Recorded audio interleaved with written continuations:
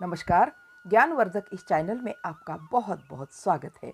आप देख रहे हैं महाभारत के संवेदनशील प्रसंगों को एपिसोड के रूप में। आपका स्नेह और सपोर्ट निरंतर मिल रहा है, इसके लिए आपको बहुत बहुत धन्यवाद। पिछली वीडियो में आपने देखा होगा कि अर्जुन द्वारका निकल पड़े हैं बलराम भाई को मनाने के लिए। 20 दिन का सफर है। बीच बीच में उनको सबकी याद आ रही है। आज वह द्रौपदी को याद कर रहे हैं। अर्जुन कहते हैं कि वह मेरी सखी थी, पर उसने कभी यह बात समझी ही नहीं। किसने मेरी सखी को मुझसे छीन लिया होगा। दास दासियों की सेवा लेना संभव नहीं था। बचपन में माँ कुंती भी कहा करती थी कि दासियों के पीछे पीछे मत घूमना। जो अपने बराबर के नहीं, उसके साथ कैसी मित्रता। दूसरी पत्नी लाए बिना अर्जुन के लिए कोई पर्याय नहीं था, वरना 4 साल की लंबी अवधि कैसे काट सकता कोई। ऐसे कठिन व्रत के रूप में द्रौपदी ने क्यों मान लिया होगा। अर्जुन ने यह भी सोचा कि यदि वह इच्छा पूरी कर देती तो भैया भी आड़े नहीं आता, भीम भी कोई आक्षेप न करता। नकुल और सहदेव ने तो कभी अधिक इच्छा जताई ही नहीं। मेरे सम्मुख खड़े होकर मन की इच्छा दिखाने का उनमें साहस भी न था। अर्जुन आगे सोच रहे थे कि क्या द्रौपदी मेरे मनोधर्म को नहीं जानती। क्या उसने व्रत के नाम पर मेरी उपेक्षा नहीं की। पता नहीं उसके मन में क्या क्या था। उसने स्पष्ट कभी कहा भी नहीं और समझने का अवकाश भी नहीं दिया। अर्जुन आगे मन ही मन कहते हैं कि सखी, तुम हठीली हो। अपने हट से ही तुम मुझे तड़पा रही हो। हम दोनों मिलकर उस हट का निराकरण नहीं कर पाए। सुभद्रा के साथ द्वारका से चलते समय जो उल्लास था, वह इंद्रप्रस्थ पहुंचने में जब केवल 2 दिन का रास्ता बचा था तभी उड़ गया था। जहां तुम्हारी शक्ति का क्षेत्र हो, वहां दूसरे का अस्तित्व कैसे प्रवेश पा सकेगा। थोड़ा शिथिल मन से ही नगर में प्रवेश करने के बाद जब सुभद्रा को तुम्हारे सम्मुख लाकर यह कहा कि यह तुम्हारी बहन है, इसे स्वीकार करो, तब तुमने कितने गर्व और शांत भाव से इसका आलिंगन किया। रोई नहीं, क्रोधित भी नहीं हुई, उदासीनता भी नहीं दिखाई। इस विवाह से और इसके कारण तुम्हें कुछ भी महसूस नहीं हुआ। यह भाव तुमने बड़ी सफलता से व्यक्त किया। तुम्हारा अभिमान बड़ा है हे सखी, इसलिए तुमने मुझे और विनीत कर दिया। अर्जुन आगे सोचते हैं कि अब मुझे समझ में आ रहा है। अगले दिन तुम जब अकेली मिली तब तुमने कितनी शांति से कहा, तो अपना हट पूरा कर लिया ना, तुम सुखी रहो। तुम शांत थी, तुम्हारी ध्वनि शांत थी, पर आंखें गीली हो गई थी। क्या मैं नहीं समझ सकता था।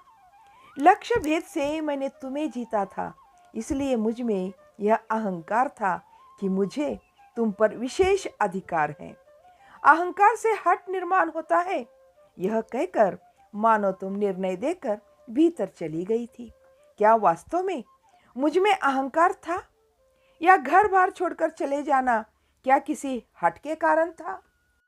अर्जुन आगे सोचते हैं कि स्वयंवर में एकत्रित समस्त लोगों को विचलित कर डालने वाला तुम्हारा रूप, नहीं केवल रूप ही नहीं, दुर्लभ धनुष्य को जीत लेने का विजयी भाव, बाद में ऊपर टूट पड़े कुछ क्षत्रियों को मार भगाने के बाद कापिल्य के मार्ग पर तुम्हारे साथ चलते समय कैसे गर्व का अनुभव। कुम्हार के पिछवाड़े वाली झोपड़ी में पहुंचने तक बाकी ये चारों भी तुम पर आसक्त हो गए थे। मुझ अकेले को बुलाकर माँ ने कहा, बेटा, स्पर्धा से तुमने लक्ष्य भेद किया है, पर जिस प्रकार तुम युद्ध में भी जीतने का फल आपस में बांट लेते हो, उसी प्रकार इसे भी बांटना ही चाहिए। तुम्हें लोगों को आपस में एकता से काम करना चाहिए। तुम लोगों की भलाई के लिए कह रही हूँ, उसे सब बांट लो। तब तुरंत मैंने कहा, मुझे उस पर कोई अधिकार नहीं, इच्छा भी नहीं। उन चारों को ही उसे रख लेने दो, मैं ब्रह्मचारी ही रहूंगा। मन की निराशा को दबाकर मैंने हट नहीं किया था? तब माँ ने कहा था, बेटा यदि तुम ऐसा कहोगे तो एकता नहीं बचेगी। एकदम मना नहीं करना चाहिए, आपस में बराबर बांट लेना चाहिए, ज्यादा या कम नहीं।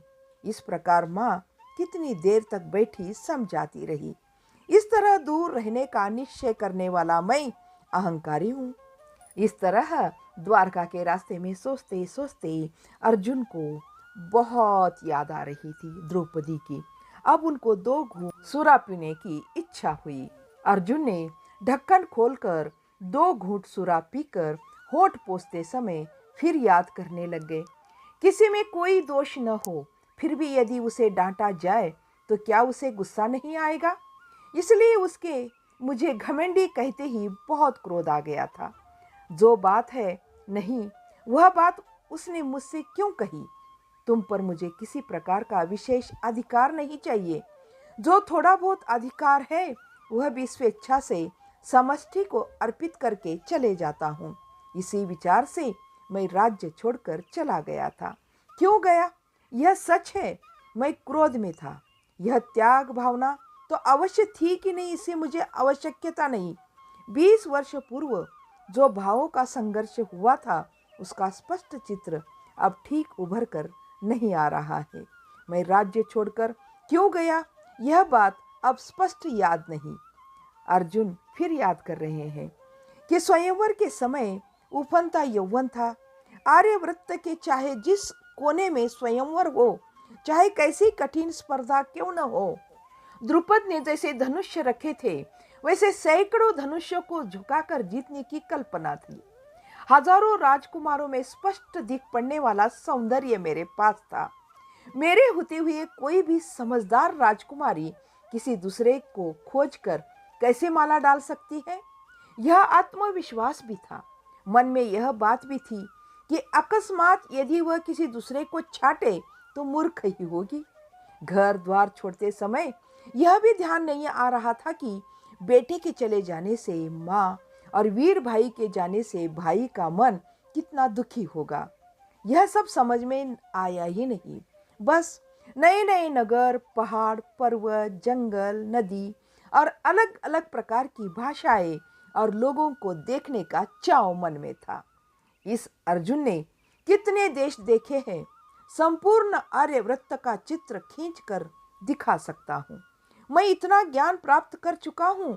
यह सोचते हुए अर्जुन ने सुरा पात्र का ढक्कन बंद करके उसे पांव के समीप कोने में रख दिया। उस पात्र का पेंदा इतना चौड़ा था कि रथ के हिचकोले खाने पर भी वह हिलता नहीं था। चंद्रमा अब रथ के सीधे सिर पर पहुंच चुका था। ऐसा लगता था मानो वह भी विधेय होकर उनके साथ चल रहा है। अब इस कहानी को करते हैं यहीं पर समाप्त। इस कहानी का अगला भाग अगले वीडियो में जरूर देखिएगा।